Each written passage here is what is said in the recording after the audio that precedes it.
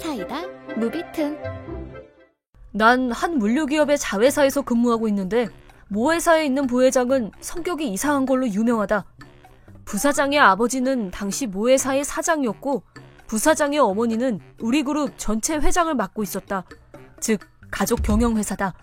사장 회장은 부부 둘이서 마치 전쟁터 속을 뛰어다니듯 고생하며 회사를 일으켜 세웠을 만큼 엄격하기로 유명했지만 둘 다 정이 많아서 합리성보다 의리와 인정을 중요시하며 회사를 대기업으로 성장시켰다. 그렇게 본인들 힘으로 회사를 키운 유능한 사장과 회장에 비해 아들인 부사장은 능력도 평범하고 인정미도 없는 성격에다 이익만 추구하는 합리주의자라 주위로부터의 신뢰가 바닥이었다. 그리고 이게 만천하에 드러난 사건이 있었다. 한 번은 모 회사가 저지른 실수가 우리 자회사한테까지 영향을 끼친 적이 있었는데 덕분에 전 직원들이 총출동해서 주말 근무와 야근을 하게 되었다. 그때 주말 근무는 지금 생각하면 어떻게 했나 싶을 정도로 거의 한 달간이나 이어졌다. 그래도 직원들 대부분 딱히 불만 없이 주말 근무를 했었다. 주말 수당이 나오기도 했고 실수를 메꿀 수 있는 건 자회사 중에서도 우리밖에 없었기 때문에 다들 하나가 되어 모 회사를 살리자는 사명감 속에서 일을 했다. 하지만 그중 단 한 사람, 부사장만큼은 전혀 분위기 파악을 못했다. 어느 주말 출근날, 다들 일로 바쁜 와중이었다. 그런데 하루 중 제일 바쁜 시간대에 부사장이 내년에 대학 졸업 후 모 회사에서 근무할 예정이라는 자기 아들을 데려와서는 토요일엔 대학 수업이 없어서 말이야 라며 회사 견학을 시켰다. 아들은 그래도 얌전히 있었는데 부사장이 일일이 직원들을 붙잡고선 이건 땡땡이지? 저건 땡땡인가? 라며 질문 공세를 퍼부었다. 일 잘하는 멋진 아빠의 모습을 보여주고 싶다. 그런 느낌이 슬슬 풍겼다. 질문 공세가 귀찮기도 했고 심지어 질문 내용도 죄다 모 회사와 관련된 거라 어떻게 대답해야 할지 몰라 다들 벙쪄 있었다. 처음엔 네가 이래서 말단에 있는 거야 이렇게 비꼬더니 점점 진심으로 짜증을 내기 시작했다. 물론 우리들이 적당히 비위를 맞춰준 것도 잘못이었지만 부사장은 갑자기 니들 다 하던 거 멈추고 일어서! 라며 화를 냈다. 그리곤 우리를 한 줄로 쭉 줄을 세우더니 차례로 욕을 날렸다. 모 회사 실수 때문에 다들 고생하고 있다는 걸 잊어버린 건가? 라는 생각이 들 정도로 미친 듯이 화를 냈다.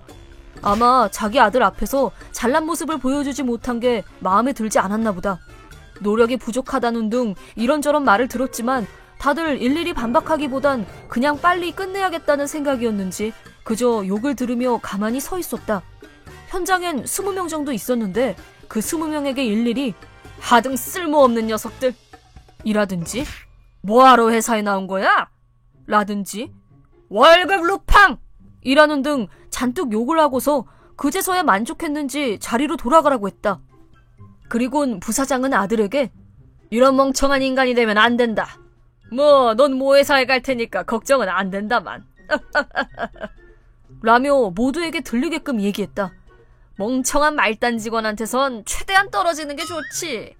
라고도 했다. 그냥 무시하고 빨리 벗어나야겠다고 생각했던 직원들도 점점 화가 나기 시작했다. 다들 표정이 눈에 띄게 험악해져 있었다. 첨언하자면 우리 회사에 발주를 하는 곳이 많은 건 스펙 좋은 기술자가 많이 있기 때문이고 다들 무능함과는 거리가 아주 먼 사람들이다. 실력을 알기 때문에 사장님도 이번 일을 우리에게 맡긴 것이고 우리도 그 기대에 부응해왔다. 그렇기에 부사장의 말은 순 엉터리였다.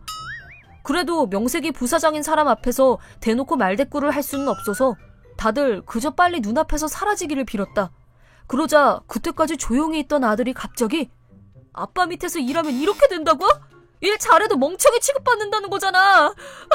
극혐이야. 취직 안 할래. 라며 무슨 바보 연기를 하는 듯한 말투로 소리를 지르기 시작했고 다들 놀란 눈으로 아들을 쳐다봤다. 그러자 그 시선에 기가 눌렸는지 회사 무서워. 집에 갈래. 라며 떼를 썼고 부사장은 당황한 얼굴로 아들을 데리고 나가버렸다. 아들의 첫인상은 그리 나쁘지 않았는데 다들 이상하게 여기며 한동안 멍하니 있었지만 곧 일이나 하자며 다시 업무에 집중하고 있자 잠시 뒤 아들이 사무실에 다시 돌아왔다. 저희 아버지가 폐를 끼쳐서 정말 죄송했습니다.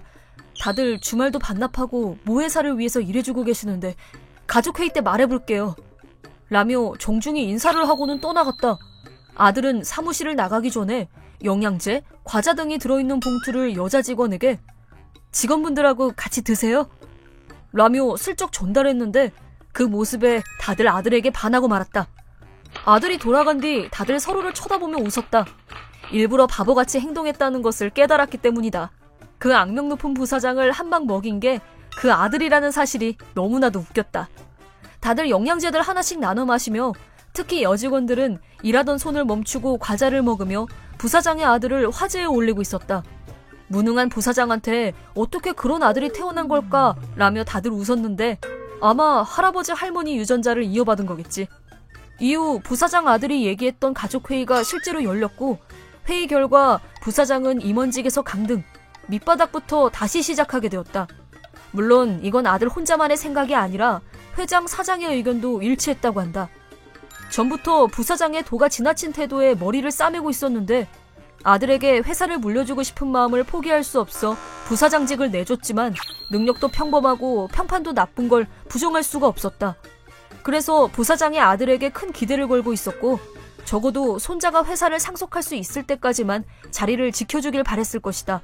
이 회사는 예전부터 가족 경영이라서 그런 생각이 더 강했던 걸지도 모르겠다. 하지만 부사장의 아들은 결국 아빠처럼 되긴 싫다며 대학 졸업 후 다른 회사에 취직했다.